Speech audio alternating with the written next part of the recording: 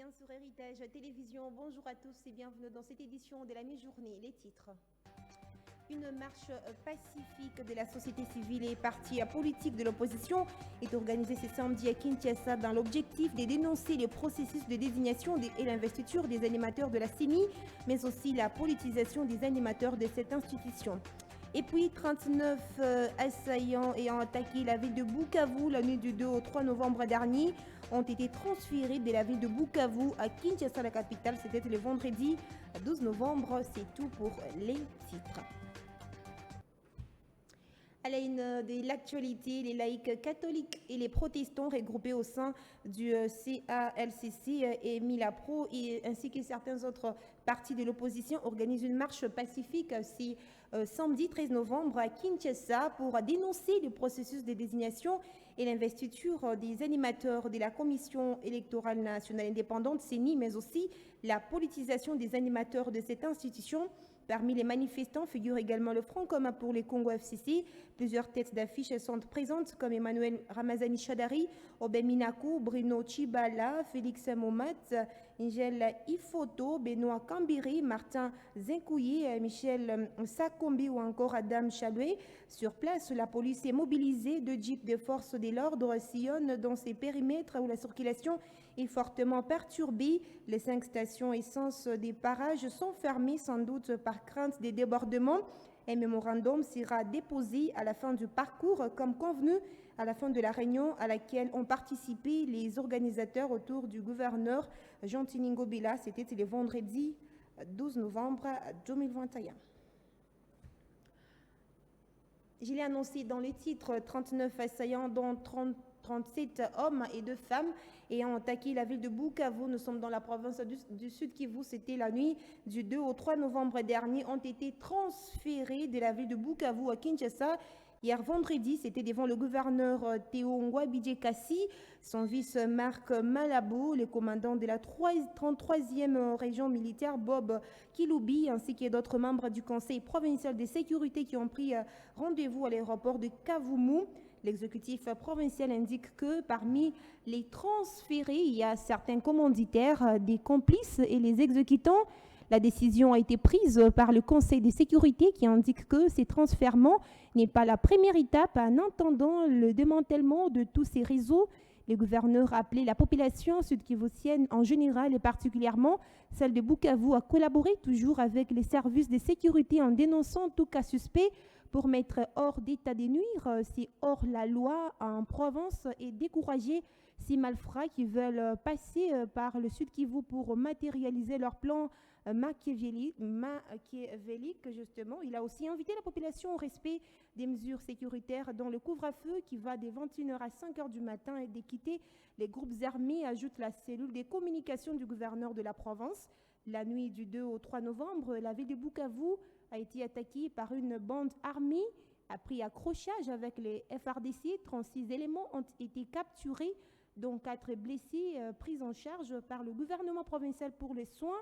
Dès lors, la ville de Bukavu est soumise à des checkings des militaires et policiers.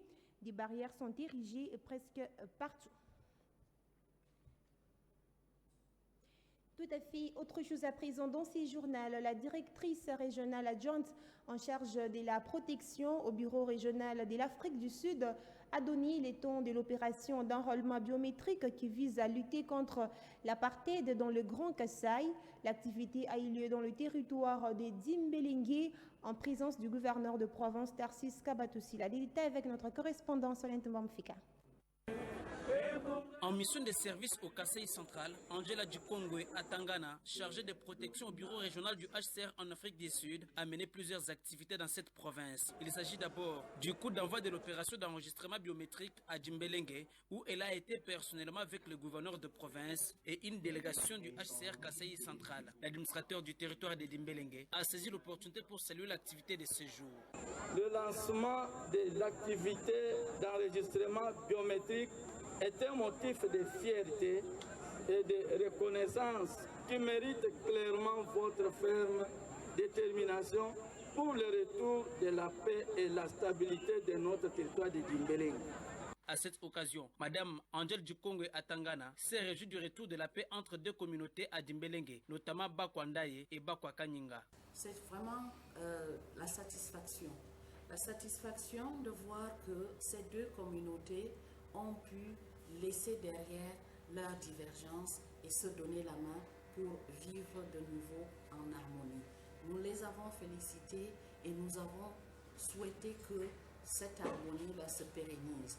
S'agissant de l'octroi des actes de naissance à des milliers de personnes sur toute l'étendue du Kassai central, Madame Angela Dukongwe salue tout de même l'engagement des autorités provinciales afin de pérenniser cette opération. Nous pensons qu'avec la largesse que l'autorité provinciale a pu faire, de permettre la délivrance des actes de naissance après le délai imparti à une centaine de milliers de personnes, un acte véritablement louable. Et nous souhaitons que cet acte-là ou cette possibilité-là se pérennise pour permettre que davantage d'enfants ou même d'adultes qui se retrouvent dans cette situation incongrue de menace d'apatridie puissent sortir de l'ordinaire, si on peut dire ainsi. Il faut noter que peu avant de présider les points de presse, comme dernière activité avant de regagner Kinshasa, la chargée de protection au bureau régional du HCR en Afrique du Sud a été reçue en audience par le gouverneur de province. Question de lui dire au revoir.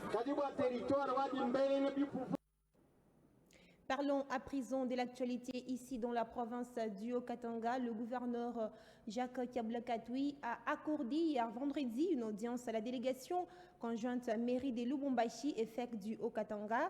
L'autorité provinciale a échangé avec les deux parties autour de l'accord trouvé sur la perception de la taxe du péage urbain. C'est ce qu'a déclaré le directeur du bureau d'études de la mairie de Lubumbashi, Panga Banza, au sortir de l'audience, dans ses propos recueillis par Esther Dur et Basile Blal. Son Excellence, Monsieur le Gouverneur, nous a réunis, c'est-à-dire la mairie et la FEC. C'est dans le cadre de la problématique sur le péage urbain. À sa demande, il y a eu des travaux de concertation entre la mairie et la FEC, parce qu'à un moment donné, il y avait des accords dans la perception de la taxe de péage urbain. La FEC n'était pas d'accord de la façon dont la mairie était en train de percevoir ces taxes. C'est ainsi qu'il y a eu une grève des transporteurs. Et quand il y a eu cette grève, l'autorité provinciale nous avait invités ici même à la province et nous avait demandé de nous mettre autour d'une table avec la FEC afin d'harmoniser. Nous avons travaillé avec la FEC à la mairie. Il y a eu plusieurs séances de travail. Un compte rendu a été fait. Un communiqué conjoint a été signé. Et aujourd'hui, nous sommes venus ici à la province pour faire la restitution des travaux qui se sont déroulés à la mairie. L'autorité provinciale était satisfaite du rapport qui lui a été fait. C'est ainsi aujourd'hui, l'autorité provinciale a pris la décision de recommencer la perception de la taxe de péage. Donc, au niveau de la mairie, nous allons reprendre la perception de la taxe de péage conformément aux accords qui ont été signés entre la mairie et la FEC. Prenons ces derniers titres avant de refermer complètement cette édition du journal On parle société. Un instituteur est accusé d'avoir administré des coups de fouet à son écolier jusqu'à succomber. Prise de colère, la famille de l'infortuné a tabassé l'enseignant, sauvé de justesse par les forces de la police. Le cliché de l'événement avec Pierre Kaboué.